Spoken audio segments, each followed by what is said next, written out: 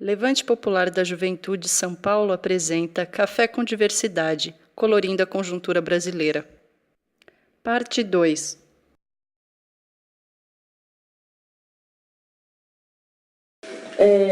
A gente tem um congresso que só tem hoje um deputado, se eu não me engano, que já saiu do armário, que é o João Willis, os outros ainda permanecem, mas enfim, quem sabe até o final do mandato eles consigam assumir perante a família e Deus a sua sexualidade. Mas, por enquanto, o único que está lá e que tenta nos representar, mas falha muitas vezes, é o Jean. Para além disso, temos alguns deputados e deputadas que nos ajudam muito nesse sentido, que vem construído. A própria Maria do Rosário é a prova disso, né? A proponente da PL é ela. E, fora isso, esse congresso nojento, que nada é aprovado, somente medidas extremamente conservadoras, como a gente pôde ver, essa última da terceirização, que, pelo amor de Deus, gente, é assustadora e demonstra o desafio que a gente tem pela frente. Assim. Queria dizer que estamos na rua, pela Constituinte, para a gente conseguir fazer com que esse conservadorismo avesso a tudo que é novo e a tudo que não é novo, mas que vem caminhando e que caminhou muito. Para mim, inclusive, esse avanço do conservadorismo é uma resposta ao tanto que o movimento cresceu no último período, ao tanto que o movimento mostrou sua cara no último período e o quanto conseguiu mudar a sociedade um pouquinho, é que a gente vê hoje o conservadorismo se unindo para combater e, enfim, criando forças onde já tinha descriado, também nas falhas que a gente tem do próprio governo federal, as falhas que a gente encontra hoje, as fissuras que o governo e o próprio sistema político nos impede de avançar, é que a gente consegue, que esse conservadorismo vem crescendo, mas gostaríamos de dizer que estamos na rua, estamos na luta, a gente não vai abaixar a cabeça para a opressão de jeito nenhum. E acho que é um pouco essa visão do Levante, um pouco a visão do que a gente tem para trazer de contribuição. A gente pretende fazer esse café, já fazendo uma propaganda, assim, pelo menos uma vez por mês, ou uma vez a cada 2 meses, trazendo algum tema da conjuntura. Hoje a gente pensou na conjuntura nacional, na questão do sistema político, porque era realmente um fator que a gente vem debatido muito, e como seria o primeiro, acho que seria importante trazer um pouco dessas questões, mas a gente pretende fazer outros com certeza, principalmente nas datas do movimento LGBT, com certeza faremos isso. E é isso, pessoal, mandem perguntas pela internet. Estou morrendo de vergonha de estar com esse microfone na mão aqui. Mas é isso, gente. Obrigada. Obrigada pela presença de todo mundo.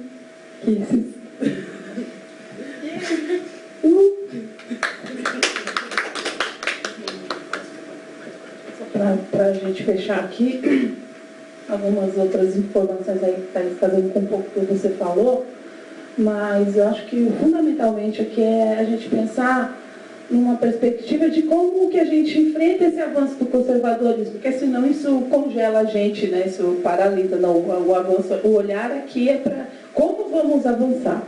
E aí, nesse sentido, eu acho que não tem outro, que é a unidade dos setores oprimidos, né? Que é LGBT, as mulheres, e o movimento de mulheres negras, e o movimento negro no geral. Acho que essa unidade, ela tem que se dar porque esses 3 movimentos reivindicam basicamente o fato de querer ter uma vida sem violência, né? Uma vida contemplada, digna, né? Para ter dignidade na vida. Então, quando a gente... Porque, presta atenção, isso é muito sério. Quando a gente fala da faixa etária das pessoas que são mortas aqui em São Paulo por lesbofobia, bifobia, algum crime como esse, é entre 15 a 29 anos, ou seja, o alvo maior é a juventude. A juventude está morrendo na rua, seja pela militarização, seja por ódio, seja pela opressão, pelo conservadorismo, né? E então isso demonstra. E aí a gente pega para fechar com chave de ouro, demonstrando a cara desse mandato, desse área do conservadorismo, é a redução da maioridade penal. E isso tem tudo a ver com a nossa vida, diretamente porque a gente sabe de fato o que tem por trás da questão da redução da maioridade penal, né? É a criminalização, quer dizer, a gente até fala, né? Aborto é crime, homofobia não. Né? Aborto é crime, homofobia não. Ah, que contradição! Aborto é crime, homofobia não. Né? Então, assim, como que a gente... Mas, assim, algumas coisas eu acho que é importante, viu, Thaís? Você falou que a gente teve avanços, teve, assim... Um outro fato que eu acho importante, que a gente deve lembrar, é o reconhecimento da adoção por casais homoafetivos. Isso é extremamente importante, né? Para o conceito de família, com a família LGBT, isso é muito importante, né? A família LGBT pode ser reconhecida assim, e a gente diz que o problema da adoção não está em quem adota, né?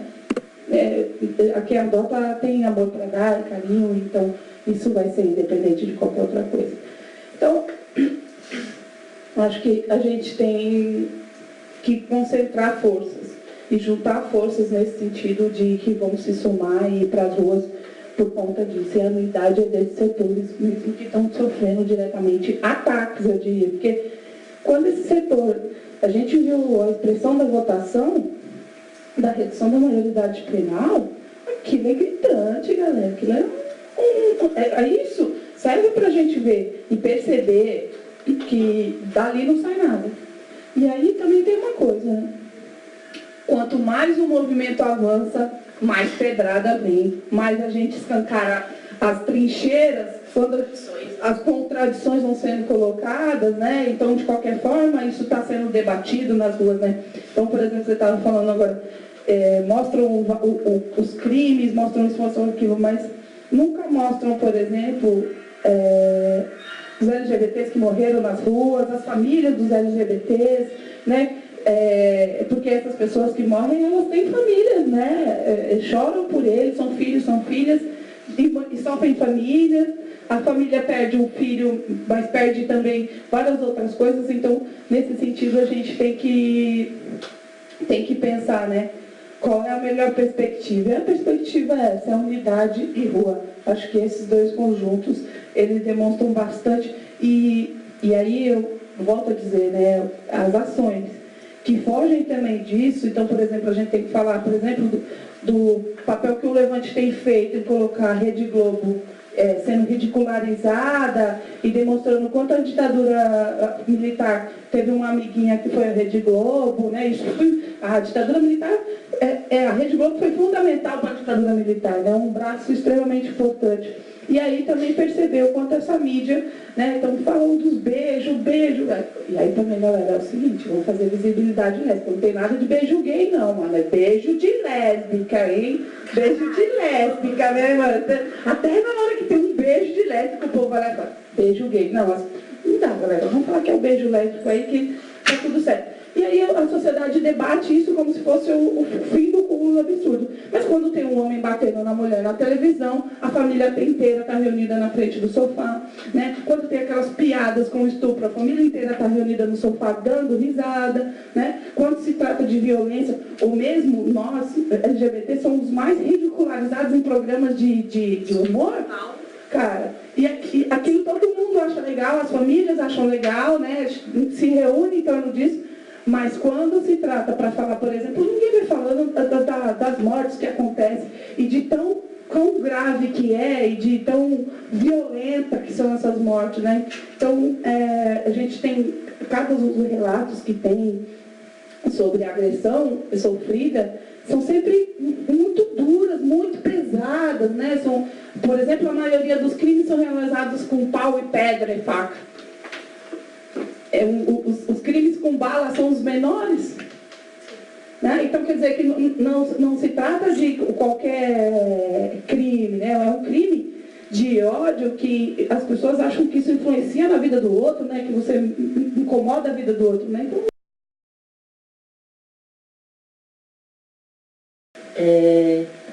Então, a primeira é sobre a luta popular pela diversidade sexual, né? Tô falando assim porque eu não anotei nada, gente.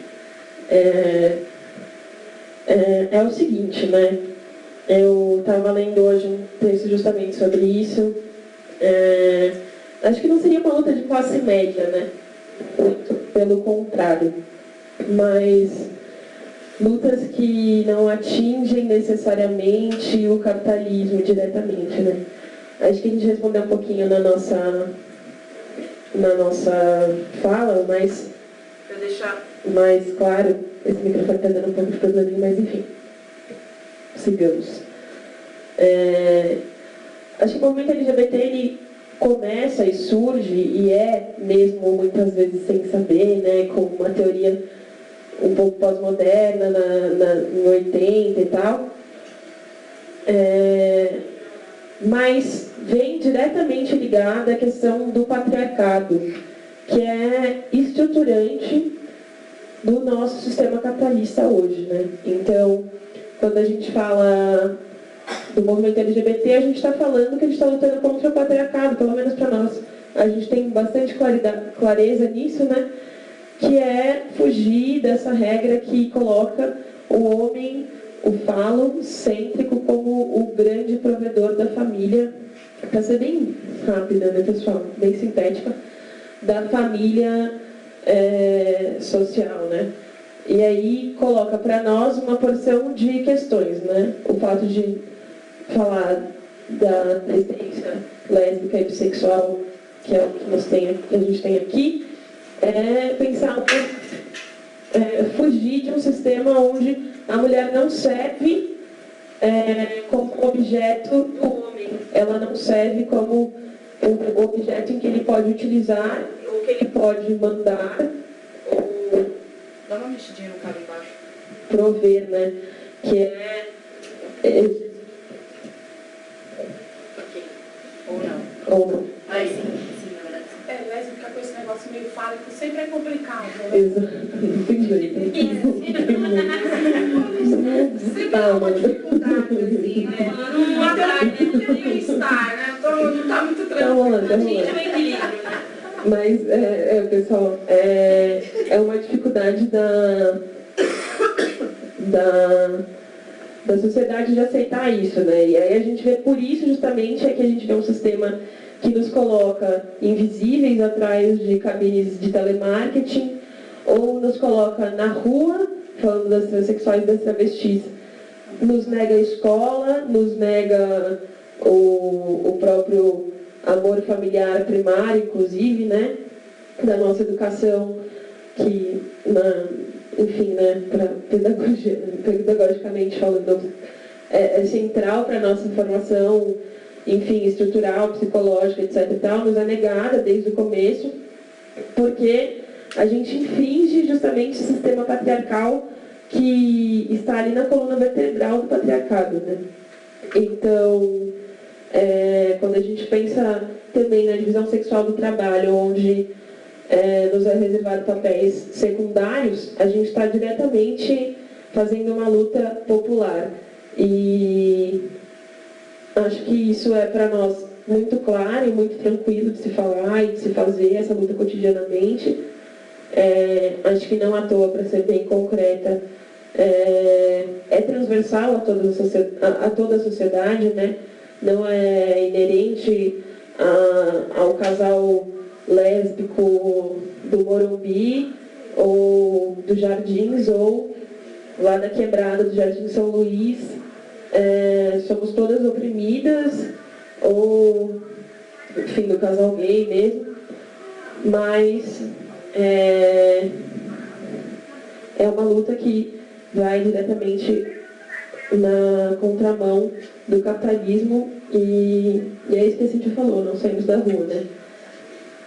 Aí, só para falar um pouquinho da questão da violência, e aí talvez já entrar na outra pergunta, que pergunta como a instituição trata os crimes de homofobia, os crimes de ódio no geral. Recentemente, uma companheira chegou para a gente com um relato bem difícil, bem complicado mesmo, de um amigo muito próximo, que inclusive muito próximo do Levante, que tinha sido morto, esquartejado por um cara que não assumia sua homossexualidade. Então, enfim, por sentir desejo pelo menino que era homossexual, era amigo dela, ele o matou e esquartejou. E isso foi muito complicado para a gente. A maneira como a instituição lida com isso é a omissão, é negar o crime, da mesma maneira que das mulheres, muitas vezes, a culpabilização da pessoa que foi ferida, que foi agredida, violentada. No caso do homicídio mesmo, que é impossível negar, se utiliza de uma outra desculpa, de um outro argumento, que não um crime de ódio, então não se assume. Isso dificulta muito a conquista de dados. Talvez assim eu possa até falar melhor sobre isso, né? Mas a gente tem dificuldade de saber de maneira clara ou de maneira enegrecida como quais são os dados reais, né, da população que é agredida e violentada no Brasil todo, não só no estado de São Paulo, ainda que a gente tenha uma única delegacia que trata de todos os crimes de ódio e direitos humanos aqui em São Paulo, na cidade, que eu acho que é na Luz, que eu esqueci o nome agora, Decrade, a Cíntia falou agora. E acho que é isso, eu vou passar para a Cíntia falar, e aí, se tiver mais perguntas aqui na sala, por favor, fiquem à vontade. Bom, eu tenho muito dessa perspectiva popular da luta pela diversidade, porque ela vai casar com duas coisas que eu acho que é fundamental. Mas antes disso, eu de responder, eu quero fazer um pouco uma provocação. Quando eu estava lá na Colômbia, a gente estava discutindo muito a questão da colonização. E aí nós estamos vivendo agora um momento aqui de que os pensamentos teóricos são vindos todos europeus. Hoje, Emmanuel. E aí a gente continua no sentido colonizador da coisa, né? São as teorias, tem várias aí, então, e que estão sendo muito debatidas, assim, e muito rápida também, né? Sem que a gente possa se aprofundar mais, enfim. Mas tem gente que já assume todas as teorias e tudo mais. Não estou aqui dizendo contra nenhuma teoria. Eu estou dizendo o seguinte, que as teorias, elas estão muito longe das mulheres negras da periferia. Elas estão muito longe das lésbicas da periferia. Elas estão muito longe de dialogar, de ter uma linguagem que dialoga e que diz exatamente, eu sei o que é morar na quebrada e ser lésbica na quebrada, e ser gay na quebrada, e ser trans na quebrada. Então, essa perspectiva do popular é ir no cerne da questão, onde a gente precisa falar para quem precisa. E aí tem outra coisa da colonização. Não é lá dizer que nós precisamos ir lá falar, nós precisamos ir lá ouvir. Essa é a nossa perspectiva, né? E aí, o movimento popular só se constrói assim, né? Conversando ali, olho no olho, na realidade de cada um, na perspectiva de cada um. E quando a gente vai lá na periferia com uma linguagem bem legal, meia hora conversando com a galera, você já vai saber qual é. Eu, por exemplo, fui criada em Guarulhos, nasci em Guarulhos. Guarulhos é uma periferia da periferia. O último jovem que morreu lá em Guarulhos morreu completamente, morreu com uma tesoura cortando o pênis. Era uma trava e morreu com uma tesoura sendo cortado o pênis de 31 anos. Quer dizer, poxa, é lá que está a bronca maior, está lá. Porque assim, tá certo que se toma lâmpada na cabeça aqui na Paulista, mas é diferente de você ser gay, lésbica ou bi aqui na Paulista, ou ser lá na Quebrada. Então, por exemplo, para mim, uma das mais atuantes hoje, para mim, referência, no sentido de que faz um movimento ser feminista, popular e lésbico de verdade, Luana Hansen, para mim essa é a referência total, né? A linguagem é aqui, é no popular, é no manda ver, é na análise política, né? Então, assim, essa perspectiva para mim ela dialoga muito mais, cara, sabe? E aí, qual a questão das teorias, né, que aí vem com a história da colonização? Quando a gente pega um pacote que foi feito lá na Europa, por exemplo, o movimento de lésbica em Barcelona é uma coisa, o movimento de lésbica em São Paulo é outra. Aqui em São Paulo a gente reivindica visibilidade lésbica. Lá na Europa nem se fala de visibilidade lésbica, já é uma bandeira esperada. Não dá para pegar uma teoria amarrada lá na Europa, com perspectiva de sexualidade totalmente diferente, com a colonização, porque nós sofremos com a colonização, o racismo está aí para dizer isso. Então, aí é muito legal quando as meninas dizem assim, olha, lá no encontro todo mundo, inclusive uma indígena, fala assim, ó, eu vejo todo mundo discutir aí as teorias, não. Eu quero dizer para vocês que para nós isso não existe nada. E nós também não vamos discutir nada disso que vocês querem que a gente vai discutir. Porque isso para nós não existe. Então isso é um aculturamento, tem que vir. E aí eu acho que a gente tem que parar com isso, sabe? Do que tem que vir e do que a gente tem que discutir. Porque aí quem está ditando como nós vamos andar e vamos caminhar é o que vem lá de fora. E na perspectiva nossa aqui. E aí sim, esse é o diferencial da luta popular. Carregar o feminismo onde ele for avançar e fazer avançar mentes e corações. E esse é o papel do feminismo. E tirar lá no fundo e atrás daquela mulher que mais tem dificuldade, daquela dona de casa, daquelas mais populares. E isso o Levante faz, a gente sabe que faz muito bem, né? Então, essa perspectiva popular é o que me deixa super feliz de ver vocês assim junto com a gente. Engrandece demais por conta justamente dessa perspectiva do popular, que essa é a diferença fenomenal, porque o movimento LGBT, galera, ele é permeado pela questão do empresarial, pela questão do dinheiro aqui na cidade. Então, você tem, por exemplo, você tem aqui, não que eu acho isso ruim, mas você tem empresários LGBTs na cidade. Você tem um hall de empresários. E que a cidade vai ser moldada a partir desse olhar. E aí a cidade é moldada uma semana para se viver numa bolha. Né? A gente anda pela cidade, beija, abraça. Na outra semana, não. Aí já não pode mais. Aí é reprimida, é repressão, é militarismo, é violência, é ódio. Né? Então, quer dizer, e aí, acho que a perspectiva popular, ela é fantástica. E é um diferencial. Esse é o diferencial profundo. Tem que ficar assim, sem sombra de dúvida. O popular. E aí eu falo do feminismo porque eu falo de uma perspectiva do movimento que eu faço parte, que é a marcha. Então é desse feminismo que eu estou falando, do feminismo popular, que a gente compartilha, inclusive, com o Levante. São parceiros nossos. Quanto à homofobia institucional, quero falar para vocês. Aqui em São Paulo tem 9 delegacias da mulher.